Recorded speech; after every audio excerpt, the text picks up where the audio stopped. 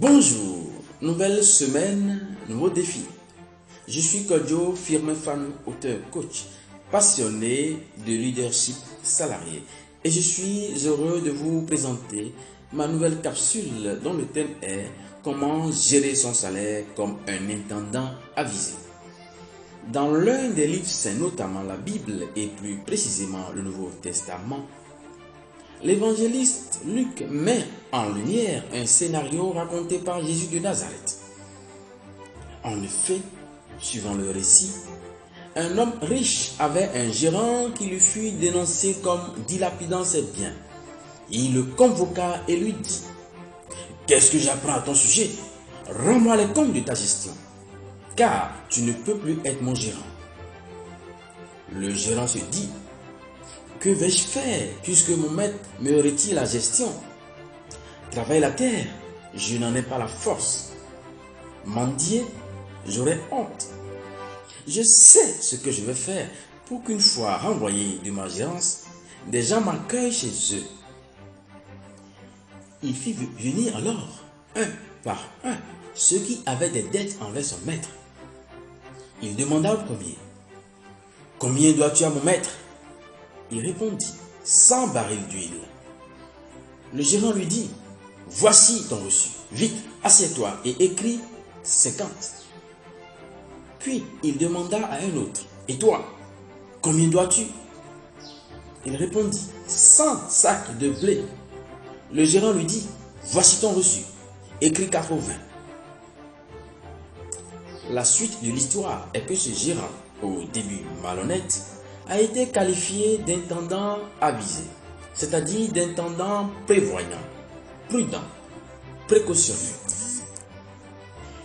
Il ne s'agit surtout pas d'encourager la fraude ni la malhonnêteté, qui sont d'ailleurs contraires aux valeurs morales, mais vous conviendrez avec moi que le tableau peint ci-dessus décrit peu ou prou la réalité du bien des salariés qui risquent d'être pris au dépourvu le jour où ils entendront de la bouche de leur employeur: « Nous n'avons plus besoin de vos services. » Que vais-je faire puisque mon employeur vient de me licencier? Travailler la terre, je n'en ai pas la force. Mendier, ce sont des questions que l'on peut se poser en tant que salarié lorsqu'on n'a pas été précautionneux ni sage dans la gestion des revenus que nous gagnons et qu'une crise de carrière comme un licenciement s'invite dans notre vie. Pour ne pas reproduire le schéma initial de l'intendant du récit, il conviendrait de changer d'approche dans la gestion de votre rémunération. Je sais qu'en la matière, les attentes sont grandes et varient d'une personne à une autre parce que les besoins ne sont pas les mêmes d'un individu à l'autre. C'est normal et cela rend davantage impossible que l'employeur puisse satisfaire tout le monde. Un jour, j'ai surpris un échange entre Honoré, un cadre volontaire très engagé dans son travail, et son directeur général. « DG, dit-il, vous aviez dit que vous m'augmenteriez si vous êtes satisfait de moi. »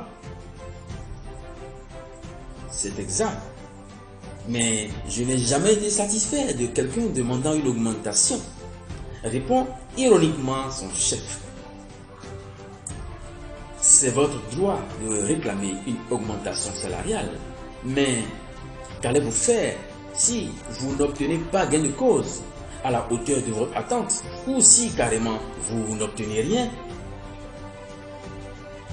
Je ne suis pas pessimiste, mais je dois vous dire ceci: vous devez passer du stade de salarié livré au hasard à celui d'intendant avisé, et même plus.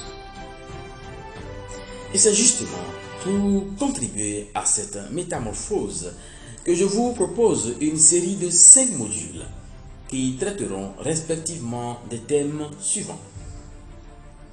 Premier module, les stratégies d'une bonne répartition salariale.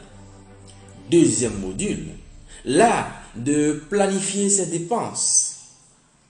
Troisième module, comment arrondir ses fins de mois en cas de panne sèche financière. Quatrième module, comment négocier et obtenir une augmentation salariale. Cinquième et dernier module, pourquoi et comment intégrer votre salaire dans une dimension supramatérielle. Prenez déjà le rendez-vous. Plein d'autres surprises vous attendent sur cette chaîne. Je n'en dirai pas plus. À très bientôt.